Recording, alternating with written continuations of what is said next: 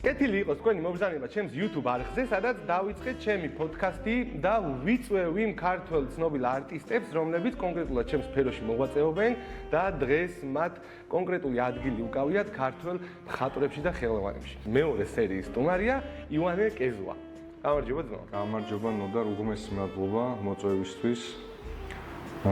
მე ვარ ივანე კეზუა, ესე გავეცნობი კიდევ ერთხელ შენს მაყურებელს. მე ვარ ფემწერი, დავამთავრე სამხატვრო აკადემია და თითქმის მთელ ჩემ ცხოვრებას, ჩემ დროს უთმობ ხელოვნებას. მახსოვს ძალიან პირველ თუ მეორე კურსზე ვიყავით, უკვე გამოფენები როდის დაიწყე და რაღაცნაირად სულ აქტიური იყავი და ამ მომენტში დღესაც აქტიური ხარ, იმიტომ რომ ხედავ შენ გამოფენებს, ხან კოლაბორაციებს სხვასთან ერთად და ძალიან ვამაყობ და მიხარია და კიდევ ერთხელ მადლობა რომ მე სტუმრე ჩემო. მადლობა შენ რომ აი აქ ვარ ამ გარემოში და კეთილი იყოს ჩემი მობრძანება, ჩემი ფეხი და ჩემი გული და ხო იცი ყველაფერს გისურვებ საუკეთესო. დიდი მადლობა. ჩემი პოდკასტის მთელი შინაარსი არის ის, რომ მხატვრები წარსდგებიან თავის ნამუშევრებთან ერთად. და დღეს მე შენი ორი ნამუშევარის მომსწრე გავხდი ახლა ჩემ სტუდიაში და აღფრთოვანებული ვარ ძალიან. ხედე?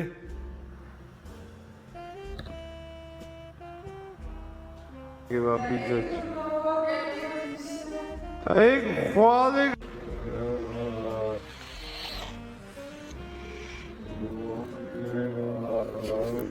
ესენი არის სხვადასხვა ჟანრი, პორტრეტი, პეიზაჟი, ამ კონკრეტულ შემთხვევაში და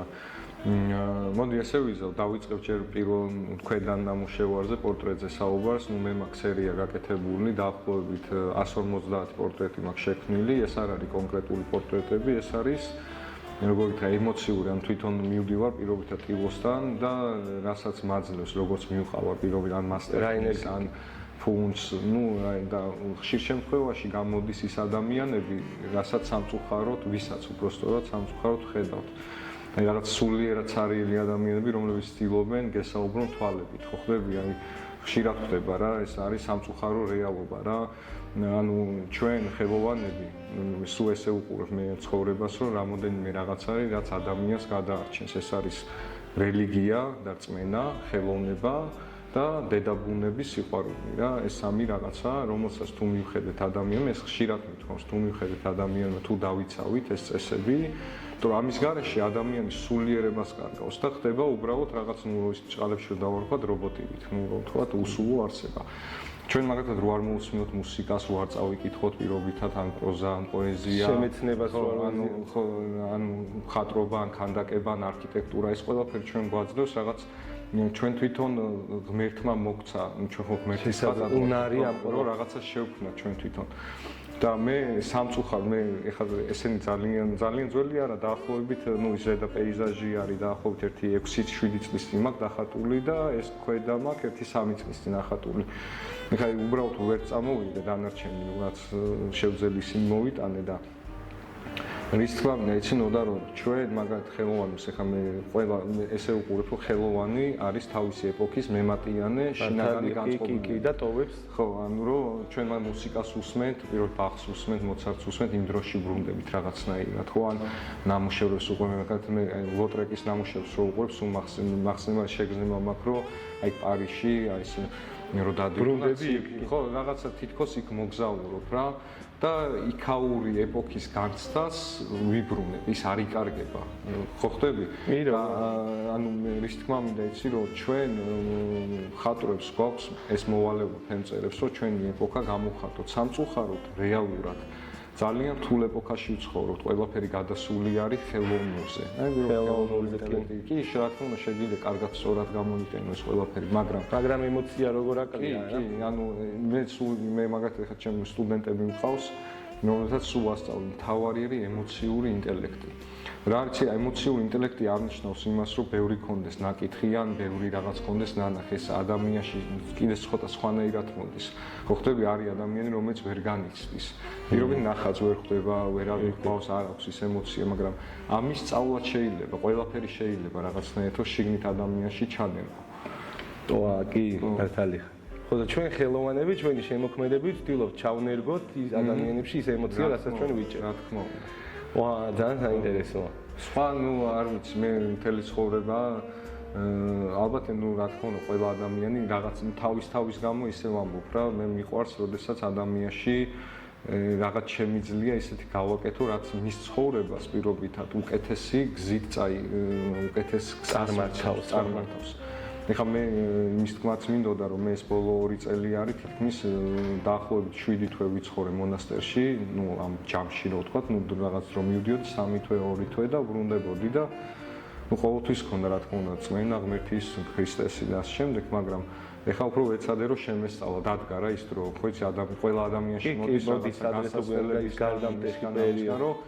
უკვე ადამიანში ყოველთვის ქონდა, ყოველთვის არასოდეს ბოროტი არ ყოფილა პირობითად რა ისე ვამბობ, მაგრამ იმის თქმა მინდა რომ აუცილებელია მაგის გარეშე არაფერი არ ხდება და ადამიანებმა როგორ ვთქვა რა უნდა წაიკითხონ მე ესე რჩევას მივცემდი მე ქრისტიანი ვარ და აქედან გამომდინარე სახარება და შევიდნენ ჯულში რომ იცოდნენ რას გეუბნება ქრისტე რა გზას გაჩვენებს რა და დანარჩენი ხელოვნებაშიც რა მე ესე უყურებ რა სულ ბრძოლა როგორც ცხოვრებაში რა ღმერთის და ეშმაკის ანგელოზის ისტორიის და შენ კარგად იცი ეგ შეგრძნება რომ სულ ბრძოლაში ვართ რაღაცნაირად რომ ხან ესე ვართ ნუ ჩვენი ცხოვრებაც ეს პირობით ბოჰემური რო დავარქვათ ხან ესე ვართ ხან ისე ვართ რამდენ რთულ მონაკვეთებს და სულ თითქოს ვითომ ყველაფერი კარგად არის მაგრამ შიგნით სულ რაღაც ბრძოლა მიდის ძალიან რთული და მძიმე და ყველას უსურებ რომ იმ ანგელოზმა გაიმარჯოს რომელიც თან დაყვება და გადაგვარჩენს ხოლმე იმ გზებზე რომელიც სურვილები კამერებში ესე ვეტყვი პირველ რიგში ძალიან მაინტერესებს აი როგორ აღმოჩნდი იქ სადაც ეხლა ხარ ეს ისეთი კითხვა არის რა ცოტა რა იცი ისევ როგორ მინდა იცი ვილაპარაკო რომ არა თუ გინდა კორექციას ვუწევდ ანუ რა დაგეხმარა იმაში რომ სადაც უბრალოდ რა დაგეხმარა აღმოჩენილიყავ იქ სადაც ეხლა ხარ რა დამეხმარა დიდი განსაცდელები ცხოვრებისეული დაღმართები, მაგრამ სულ იმას ვამბობ, რომ ყოველთვის სულ მაგარი მადლობა ღმერთს, რომ იმ გზებზეც ყოველთვის აი ეს წინაზე რაც ვახსენე, სულთა დამყვებოდა და ყველაფერში როგორ გითხრა, სულთა და ლამაზად გავიარე. ანუ ეხლა სადაც ვარ, ცოტა ისეთი კითხვა, რთული კითხვა, ძალიან აბსტრაქტული რო ვთქვა. ხო, ეხლა როგორ ვთქვა რა რაღაც თითქოს რესტარტი გავაკეთე ჩემ ცხოვრებაში ზუსტად აი ამ პერიოდებში, ეხლა თავიდან უბრუნდები ერის ცხოვრებას. ცოტა რთულია, მიდიხარ, მოდიხარ, ხო ხდები, ანუ იქ სულ სხვა სივრცეში ხარ, სულ სხვა განსაცდელებია, იქ მარტო ერთი განსაცდელია, შენი გონება. მარტო გონება გება. მარტო გონება, იქ არავინ არაფერს არ გაწყენინებს და მარტო შენ თავში პატარა რაღაცას თუ ჩაეჭიდე, შეგვიძლია ძალიან დიდად და ძალიან დაამძიმო. და ეხლა ეს რატომ მომყევი, რომ ეხლა ვარ მე იმ ეტაპზე, როცა რაღაც სხვა რაღაცაში უნდა გადავიდე, თუნდაც შემოქმედებაში, ცხოვრებისეულ წესში. ხო ხდები, ანუ აი ესე ვარ რა და ზუსტად აქ რამაც მომიყვანა, ის იყო ბევრი სიყვარულიც და ბევრი განსაცდელიც რა, ესე ვიტყოდი რა. მაგარი პასუხია ძალიან. ძალიან დიდი მადლობა. მე შენ მონდომებას კარგად ვიცნობ პირველი კურსიდან მოყოლებული და ძალიან მიხარია რომ დღემდე ისევ და ისევ ვითარდები არა ტექნიკურად, არამედ სულიერად, იმიტომ რომ ჩვენს შემოქმედება სულიერი განვითარება ძალიან მნიშვნელოვანია. ეს ხო შეიძლება რომ სუაკადადის ხოლმე. შენი აზრით საქართველოში დღეს ახალგაზრდებისთვის რომელი შესაძლებლობაა ყველაზე მნიშვნელოვანი ხელოვნების განხრით? პერსპექტიული აი როგორ ვიტყვი იცი ნოდარ კარგად მინდა რომ გაიგონ ახალგაზრდებმა მიმართე კამერას მოგმართავთ რას გეტყვით იცი არას თუ მართლა შენში არის ხელოვნება და შენ გინდა იმუშაო არასოდეს არ ელოდო ადამიანი რომ ამით რაღაც მატერიალურს შეიძენ პირიქით როცა არ ელოდები მაშინ ხდება კი მართლა შესანიშნავი რჩევა ხო როცა შენ ფიქრობ რომ ამით მე რაღაც მატერიალური მე ვამბობ კონკრეტულად კლასიკურ ფერწერაზე ძალიან რთულია რომ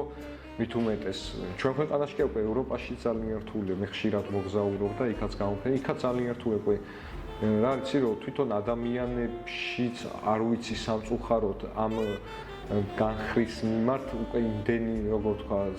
დაინტერესება აღარ არის სამწუხაროდ. ხო, მაგრამ მე ვამბობ შენ თუ გულწრფელად გინდა მუშაობა ადამიანს და შენ თუ ეს შენში თუ არის არასოდეს არ იფიქრო რომ ეს რამე მატერიალურ სარგებელს მოგცემს. ხო, ხატე რა არის შეიძლება ადამიანს ხო იცი მართლა მილიონები ქონდეს შინაცარიელი იყოს გააჩნდეს სასახლები და ზუსტად კი შეიძლება ეს ნიჭი ბევრი მაგალითი ყავს ჩვენ ქვეყანაში ჩვენ რა ხო ყოფილა პირველ სიტუაციაში რომ სტუდენტები ვიყავით ნუ შეიძლება ფულიც არ გვე პირობითად ხო ფული არ გვედო რაღაც ფული გვედო ნუ გზის სიგარეტი ნუ ისევა მაგრამ ჩვენ შინაგან ბედნიერებად რომ დიდრები ვიყავით რომ შეგვეზობთ თუნდაც დაგვეხატა და ის ამას ვერაფრით ვერ იყიდი მართალია და ის სულ ამ ჩევას ვაზრ რომ არ იცოდეთ რომ არასოდეს არ გაუჭირდება არასოდესაც თუ ადამიანი რაც დავალებულია ხო ხდება ის ნიჭი რაც გადაცემულია თუ იმას გააკეთებს არასოდეს არ გაუჭირდება პირიქით იქნება ყველაზე მდიდარი მართალია აი მას უჩვევ თორე დანარჩენი რაღაცეები რაც არის ნუ გრაფიკული დიზაინები ეს რაღაცა გასაგებია რა თქმა უნდა ეს არის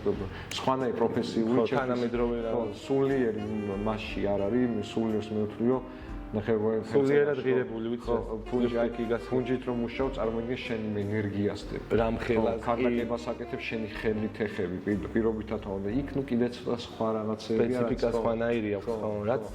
მიუხედავად იმისა რომ დღევანდელი ციფრული ხელოვნება ტენდენციაშია და ნებისმიერ მაგალითად კომერციალს ან რომელიმე ფილმის რეკლამას ხელით აღარ ხატავენ ქმნიან ციფრულად და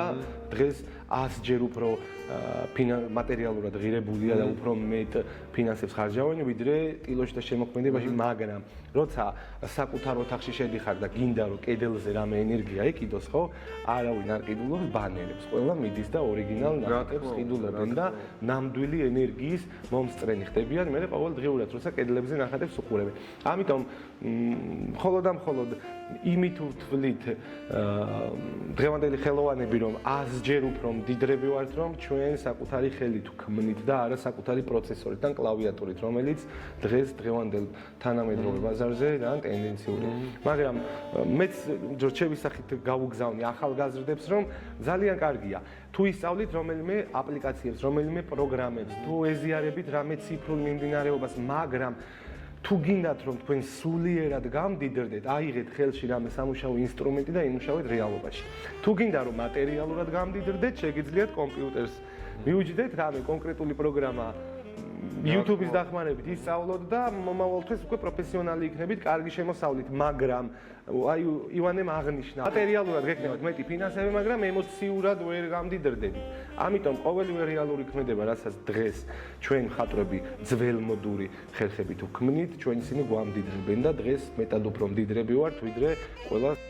ხო რა რაღაცნაირად ისეთ სენსიტიურ საკითხებს შევეხეთ, რომ ეს ნებისმიერ ამ მომენტში მხატვრამდე ვინც ახლა კამერების იქ მოუღებენ მივა კი არა მივა იმად გულამდე და ნებისმიერ იმ რეალობამდე რაც დღესდღეობით ხდება დამწყებ არტისტებს მხატვრებს კამერის გამოყენებით ერთის შევაგავთ ხო რჩევა დაიწყეთ შეისწავლეთ დიდი მხატვრები გაიგეთ რატომ იყვნენ დიდები ნუ დიდი მხატვრები რატო იყვნენ გენიოსები და შეისწავლეთ ჯერ მათი შემოქმედება და როგორ განვითარდა საერთოდ ნუ ეს ხელოვნება რა დასაწყისიდან დღემდე რა და საერთოდ რატო უნდა დახატო აი ამას ეს აი ამ კითხვას გაიცით პასუხს აი კითხვას გაიცით რატომ გინდათ რომ იყოთ მხატვრები რატო ხდით აი პირობით რა მნიშვნელობა აქვს რაღაცას რო ხატავ ეს ნაგარიჩევა თუ რაღაც რა მნიშვნელობა ჯერ აი ეს გაიგეთ და იყავით აუცილებლად გულწრფელები რა ეს არის ყველაზე მნიშვნელოვანი ადამიანში რა ცხოვრებაშიც შემოქმედებაშიც როგორც ჩვენ ქართველები ვართ ძალიან ნიჭიერი ხალხი აი ყველაფერში მართლა რა ერთადერთი რაც ჩვენ გვანგრევს შიდა რაღაცა შეჯიბრების მომენტია რა ჩვენ თუ მოვახერხებთ მე მაგალითად ყოველთვის მგეფიცები როგორ ვამბობ იცი ჩემი ისევა მტერი რო იყოს და კარგი მხატვარი რო იყოს ან კარგი ის რო იყოს და კარგი თუ არის მაინც გვერდში დაუდგები ხო ხდები ყოველთვის შევაქებ შეიძლება ის ხო ხდები რაღაც სხვა კუთხით მაგრამ ის არასოდეს არ ვიტყვი რომ ის ხო დაუფასე ყოველთვის თავის საქმეს რა მე ყოველთვის ვცდილობ რომ გლობალეშიკო ესე რომ თქვა ხარი დაუჭირო რომ ადამიანებს ხატრებს იმათ იმიტომ რომ გჭირდება ეს რა ჩვენ მარტო დიდი ენერგიაა როცა გულშემატკივრობს ადამიანი და როცა მტერი გულშემატკივრობს ეს ხო 100 ჯერ მაგარია აი ეს ნიშნავს იმას რომ სწორ საქმეს აკეთებს რომელსაც ყველა ადამიანი სწორი ადამიანი აფასებს ამ მომენტში რა თქმა უნდა ჩვენ როგორ უნდა ვიყოთ ეს რატო დავიწყე საუბარი რომ ეს ხელოვნებაში იქნება იმაში იქნება პოლონიზე იქნება საკითხებზე ამინდა წავიდე მე ვამოწდა საერთოდ ადამიანის ხასიათში და აი როგორც ეს შურის მომენტი ეს რაღაც შეჯიბრების მომენტი გინდა Facebook-ია გინდა Instagram-ია ის რაღაც ხო იმას აჩვენ ვითომ რაღაც story-ს აჩვენს და ის დღეს საერთოდ არ იყო მისთვის ისტორია მიხვდი ცოტა ისე რო ვთქვა რა რაღაცა ხო ხდები რა და იღებს რაღაცას ვიცხოვროთ რა რეალობაში საცხოვროთ და არ შევეჯიბროთ რა ერთმანეთს ყველა მოაკეთოთ ჩვენ საქმე რა არ შევეჯიბროთ ვიხაროთ ეს ხო იცი ზოგს არ ერთმანეთს კი აუცილებლად ავითვალით იყურებიან რაღაცა ხო ხდები რა როცა შენ პირიქით ცდილობ რომ განვითარდე პირიქით ისევ იმას ეხმარები შენი განვითარებით რა ხო და ესე არა და სულ ამას ვამბობ რომ ეს როცა ეს სულ იყო ეს არის ადამიანისთვისება რომელიც ღუპავდა კაცობრიობის სხვადასხვა ცივილიზაციებს შეჯიბრება ხო ესეთი სულიერი საუბარი არ გქონდა სულ გქონდა უბრალოდ ამ პროფესიული აზმაკაცური კი მაგრამ ესეთი სულიერად ემოციური საუბარი არ მქონია კიდე ძალიან მოხარული ვარ რომ ამდენი წლის განმავლობაში ესე ემოციურად განუვითარდით ორივე კიდე აღფრთოვანებული ვარ რომ ესეთი წრფელი გულით მოყვედი რასაც აღჯერ უფრო ვაფასებ და კიდე ბედნიერი ვარ რომ დავიწყე ესეთი პოდკასტი სადაც ჩემი პროფესიის ადამიანები მოდიან და თავისი სიმდიდრე მოაქვთ და აი ამ მაგიდაზე აი 4 ფერის გამოყენებით ხარჯავთ ახლა მე ძალიან მადლობელი ვარ და მართლა როგორ გისურვებ რომ ახვიდე როგორც ძალიან ბევრი მაყურებელი ყავდეს სამწუხარო რეალობა ის არის ხო იცი მართლა რაღაც ისეთის მოსმენა არ უნდა თუ ურჩევნიათ რაღაც სისულელი ნახონ და სისულელი შეურაცხყოფილად არავინ არ მიიღოს მაგრამ რეალობა ეგ არის ჩვენც ესე ვარ ხო რაღაცა არის რა ადამიანი ხო ხდები რაღაც სისულელე გაინტერესებს პირობითად ვარ მაგრამ რაც მე ის მიხარი ნუ შენ ამას რო აკეთებ ხო ეს ძალიან მაგარი საქმეა და აუცილებლად ისე გამვითარდება ეს შენი საქმე რომ ძალიან ბევრი მაყურებელი გეყოლება ძალიან ერთი ადამიანის კი აი ნახე მე შეიძლება 1000 რო იყოს ან მილიონი რო იყოს ერთ ადამიანში თუ რაღაც კარგი ჩანდება ძალიან დიდი საქმეა გაკეთებული და შენ მგონია რომ უფრო მეტში შეძლებ ამ რაღაც კარგი თვისებების იცი მინდოდა ძალიან აი ეს ყველაფერი კი არ გამეკეთებინა ჩვენი სწორედ გინდა გამიგო და არ მინდა რომ მე მოხუცმა მიწყინოს ამ ყველაფერს მე არ ვაკეთებ ჩვენი ბებიებისთვის და ბაბუებისთვის ამ ყველაფერს ვაკეთებ ჩვენი შვილებისთვის და შვილიშვილებისთვის აი იმ თაობისთვის რომელიც ჯერ არ მოსულა დღეს ის კონკრეტული თაობა რომელიც შეიძლება ჩვენი მაყურებლები არიან მათ უკვე ისინი სხვა ენერგიებით არიან სავსე ჩვენ მე უფრო ახალგაზრდებზე ვფიქრობ რომლებიც ენერგიებს ეძებენ რომელიც ჯერ ეძებენ ჯერ აი უნდათ რომ აი სადღაც კონკრეტულ სფეროში იპოვნონ და ჩვენას აქში YouTube-ს იყენებენ კი რა როგორ არის სადღაც მე მაგას სხვათა შორის მაგას საუბრობდი რომ როდესაც ვიწყებ ადამიანებთან საუბარს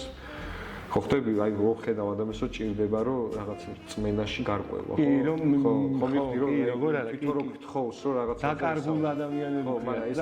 ეგ ხალხი არის უფრო 50-ის ქვემო ანუ 50 ზემოთ უკვე აზრი არა თუ მას რაღაცა ის ხდები უკვე რაღაც იმას აკაუნტია და აი მაგათ 18 წლის 17 წლის ხმის პატარებზე უკვე გააკეთეს ასაკილობთ ის რო აქვს ეს რო აქვს მაშინ წებენ რაღაც ძიებას და იმით ივსება ხო ხდები რაღაცა რო თქვა რაღაც კუბიკი აქ წითელი ფერი აქ ლურჯი აქ შავი აქ ხო ხდები და უზბა და მე ხო და მე ამაში მიდიან და შენს პოდკასტს უყურებენ იქ ძალიან კარგი ფერები სწორი ფერები ჩაინერგება და უფრო ეს დაამახსოვრდა სწორ მესიჯებს ვაგზავნე ხო და ეს არის ძალიან კარგი რა და წარმატებები ნოდარ უღრმესი მადლობა და იგისურვებ რომ სულ კარგი სტუმრები ყოფილიყო. პირიქით მადლობა რომ მე სტუმრე და ჩემი მეორე პოდკასტის სტუმარი იყო მხატვარი და კოლექციონერი ივანე კეზუა. დიდი მადლობა ძმაო. დიდი მადლობა. ჩაიკაფა. აი,